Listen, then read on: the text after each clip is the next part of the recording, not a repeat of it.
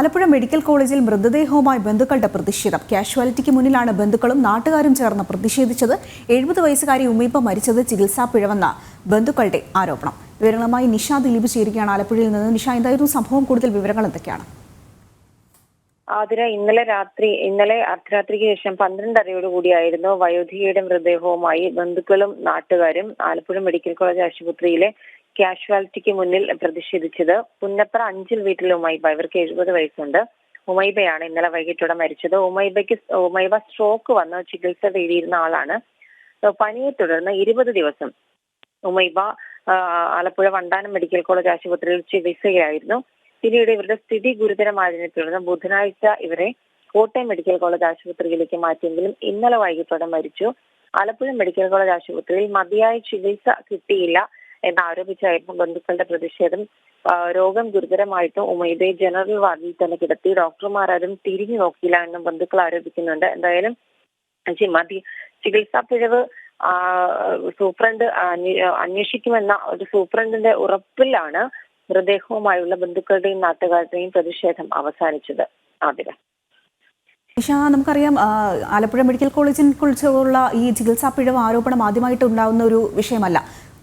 മുൻപും പലതവണ ഈ ആലപ്പുഴ മെഡിക്കൽ കോളേജിനെ കുറിച്ച് വിവാദങ്ങൾ ഉയർന്നിട്ടുള്ളതാണ്. ഏത് തരത്തിലുള്ള ഒരു പ്രതികരണത്തിനാണ് ഇപ്പോൾ ഈ അധികൃതർ തയ്യാറായിട്ടുള്ളത്?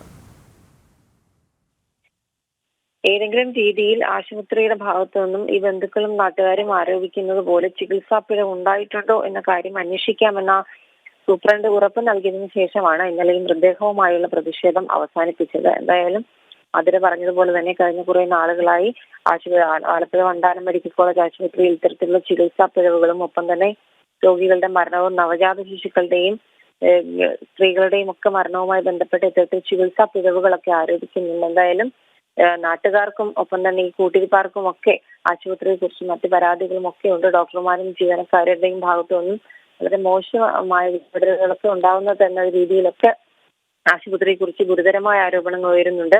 നമുക്കറിയാം, കഴിഞ്ഞ ഒരു മാസം മുമ്പാണ് യുവതി പ്രസവത്തെ തുടർന്ന് ചികിത്സയിലിരിക്കെ യുവതി മരിച്ചത്. ആ കാര്യങ്ങളൊക്കെ തന്നെ അന്വേഷണം ഇപ്പോൾ നടക്കുകയാണ്. ആ അന്വേഷണത്തിൽ ഡോക്ടർമാരുടെ സംഘം റിപ്പോർട്ട് നൽകിയെങ്കിലും ആ റിപ്പോർട്ട് പരിഗണിക്കേണ്ട എന്നൊരു തീരുമാനവും പിന്നീട് കമ്മീഷനുകളുടെ ഭാഗത്തുനിന്നും ഉണ്ടായി. എന്തായാലും ഇന്നലെയും ഇത്തരത്തിലൊരു മരണം സംഭവിച്ചിട്ടുണ്ട്. 70 വയസ്സുകാരി മരിച്ചത് ആശുപത്രി അധികൃതരുടെ അനാസ്ഥ മൂലമാണ് എന്ന് തന്നെയായിരുന്നു. ഇതിനെ തുടർന്നായിരുന്നു ബന്ധുക്കളുടെ പ്രതിഷേധം. അതെ, ഈ പ്രതിഷേധം അവസാനിച്ചെന്നിരിക്കെ പോലീസ് ഏതെങ്കിലും തരത്തിലുള്ള ഒരു അന്വേഷണത്തിനോ അങ്ങനെ എന്തെങ്കിലും ഒരു നടപടിയിലേക്ക് കടന്നിട്ടുണ്ടായിരുന്നു? അതിലെ ബന്ധുക്കളും നാട്ടുകാരും പ്രതിഷേധവുമായി എത്തിയതോടെ അമ്പലപ്പുഴ പോലീസ് അവിടെ സ്ഥലത്തെത്തിയിരുന്നു.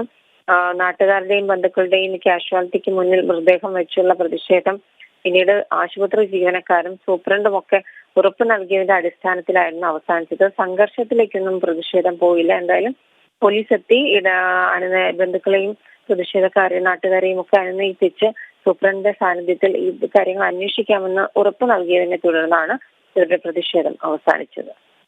ശരി, ആലപ്പുഴയിൽ നിന്ന് നിഷ ദിലീപാണ് വിശദമായ വിവരങ്ങൾ പങ്കുവയ്ക്കുന്നത്.